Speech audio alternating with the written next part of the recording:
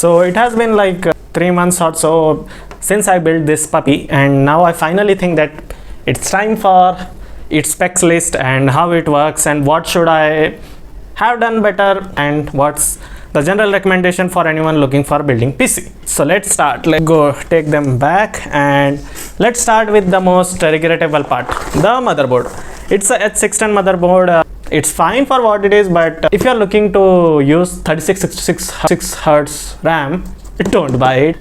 It will make your life miserable, trust me. Generally I love misery, but even this is too much for me. So yeah, but other than that, it's a reliable motherboard. It's a cheap motherboard, so of course they cut corner everywhere they can, but still if you are looking for a budget and capable enough motherboard, this is an option. But I would strongly recommend go for like B series motherboard rather than H series. General recommendation for everyone who is trying to build on an architecture less than 2 years or 3 years old. So yeah, coming on the architecture, CPU i5 12 Gen 400F. Basically F stand for no GPU. AMD has some funky thing, but Intel has this thing where if F is there, no GPU. Other than that, it's a standard 12400 processor. It's fine for what it is because I am using a dedicated GPU. But before going to dedicated GPU, I would like to introduce the cooler I am using on it. So here is our cooler. It's a Cooler Master cooler, of course, because I trust Cooler Master more than any true story. I don't want to deal with like a useless mess, imperfection in CNC and all. So better go with Cooler Master. They have been doing this thing for years, so you will not have the quality issues. So if you see, I have kept my stock cooler inside because actually the YouTuber says that this cooler is more than enough for cooling i5 12400F, but I would strongly disagree that. In my scenario, it was reaching 70, 80, 85, 90 in winters, playing like normal games like Shadow Marines, Space Marines and Ghost of Tsushima, like Tomb Raider, Metro Exodus. So clearly a cooler is needed. A normal tower cooler will do, and it's not that expensive. And now we come to our graphic card. So this is our graphic card, normal RX 6600 AMD graphic card. Why gigabyte? Well, because it has more fans and it has more cooling surface area. So basically the fan doesn't have to work that hard to cool, and I don't have AC, so yeah, you know the problem of not having AC is GPU gets really hot really quickly. To avoid that, just use a GPU that has more fans and more area. Yeah, you can buy Asus, it's a small graphic card, but what you will do, doesn't have a good ATX case anyway.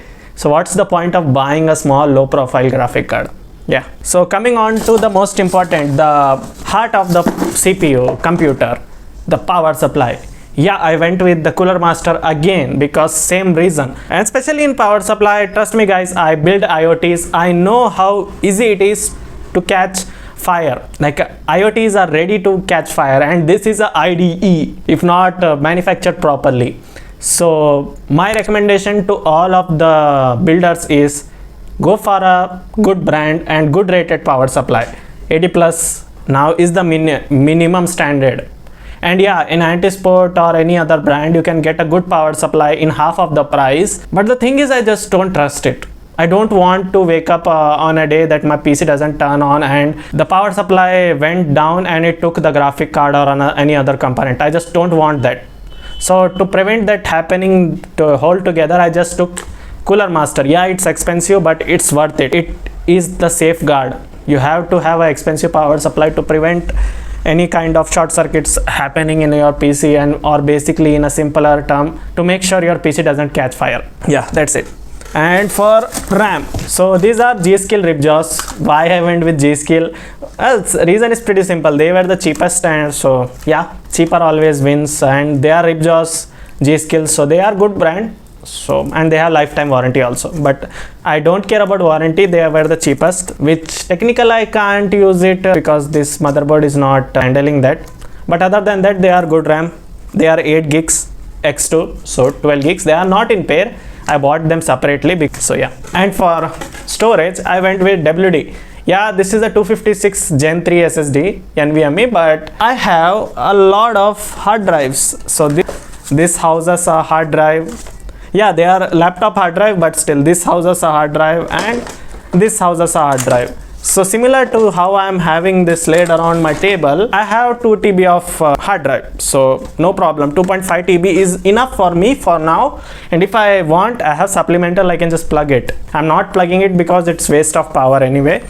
When I need it, I will just plug it. And they are all in RAID 0 configuration. So I can just plug it anytime I want. And for additional cooling, or I just wanted to add fans for my mantelpiece, I went with the 3 fan combo. My suggestion is go without the RGB because, well, this motherboard doesn't have any sRGB plug, so you can't plug this anywhere, and they will give you a pesky remote, and yeah, it does the RGB vomit mode anyway. I have just disabled it, so you can know how frustrated I was, even though I love the lights. And for keyboard and mouse, I have used the EVOFOX combo. Why? Because, well, it's pretty simple. It has 16 anti-ghosting keys. That's all you need to know, and it has a pretty good quality mouse when you compare its adversaries.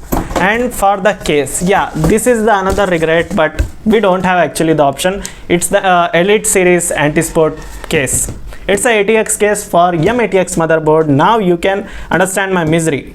Why? I will just show you in minutes, but yeah, this case, pros are like, it's cheap, it comes with 3 built-in fan, and the last piece of the puzzle that I have box off. This is our monitor, Acer monitor, and this is its series, and it's a 180Hz LED monitor, and it's a pretty good for what it is, except for the crappy stand it comes. That's why you can see I don't have a stand. Now, if not stand, then what it is actually on. So basically it's on this arm. This is from Amazon basic arm. Didn't get dual because my table is small and dual doesn't serve much purpose for me. I have mounted it like this because if I mount it backward, it was coming too far forward. So yeah, left side leaning is the key. Now this is my overview, and this is how the keyboard and mouse looks. They feel really good. They have like really good sound. You can't see the PC, I will just show it to you.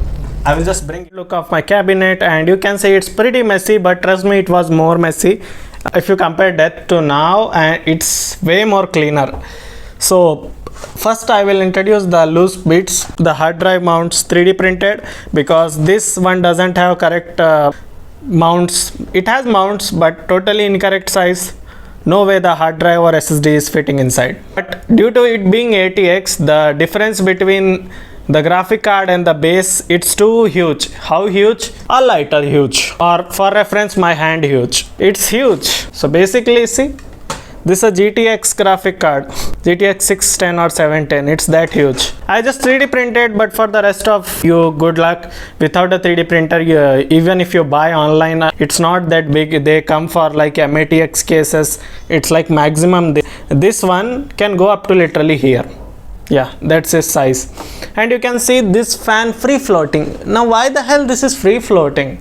Well, because see the RAM, you can see it there. Well, if I keep this like this, I can't access the RAM anymore. So the solution is like this. Now I will just turn it on. Thankfully it has the indicator LEDs for like to show what's wrong and what's working.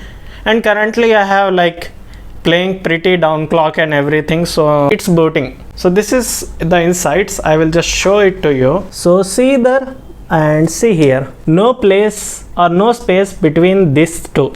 So what does that mean? The RAM is freaking wedged to the top. The 8-pin connector you can't access without removing the fan, and there is no space for wire management. So yeah, these are the drawbacks if you buy a cheap case, I guess. And these 3 fans are like partially PWM manageable, but through some science and trickery I have done complete PWM manageable, and these are like general sRGB fans.